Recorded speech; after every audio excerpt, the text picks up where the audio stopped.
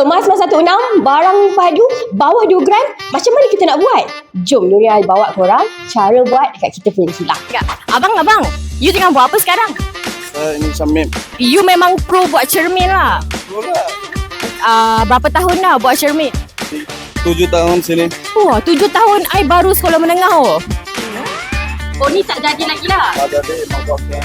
Oh, you boleh bawa I tak? Macam mana cara buat cermin? Jom. Kalau nak jadi pro, tangan kena cuci dulu. Okay? Okay bang, sekarang kita nak buat apa? Saya mau ini buka, ini ada tangku dan saya mau buka, nanti mau jalan mesin. Okay, boleh? Jom.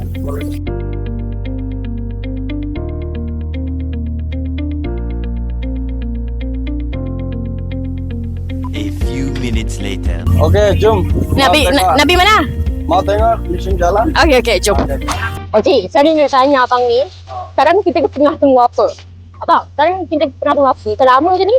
Ini itu adjust selama setengah jam lah. Kadang-kadang ada 1 jam, kadang-kadang 20 minit. So, okey, cantik. So, depan ni pun bukannya terus jadi kan? Tak boleh ini. Dia rosak? Rosak lah. Ada meja surat semua gam-gam, cantik, baru sekarang. Selalunya paling, you dah 7 tahun buat kerja ni, paling lama, berapa lama you nak setting mesin? Berapa lama itu, kadang tengoklah barang cantik boleh cepat. Kalau barang susah sikit, boleh lambat sikit. Kalau you paling pro, paling cepat berapa? Berapa cepat? 20 minit. 20 minit lah? Oh, betul pro.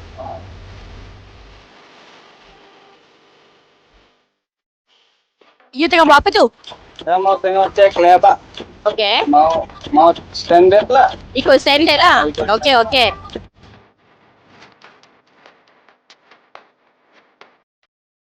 So, you duduk sini berapa lama? Takkan you duduk tengok ni je?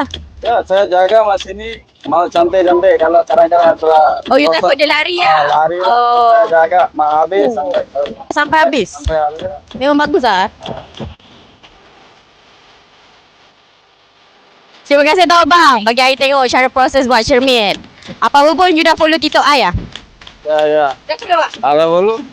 Selalu tak spin lah. Ya, dulu taruh lah. Okay, nanti masalah tau. Okay. 2,000 years later. Dah siap dah kita punya cermin kita. Sekarang. Cantik kan?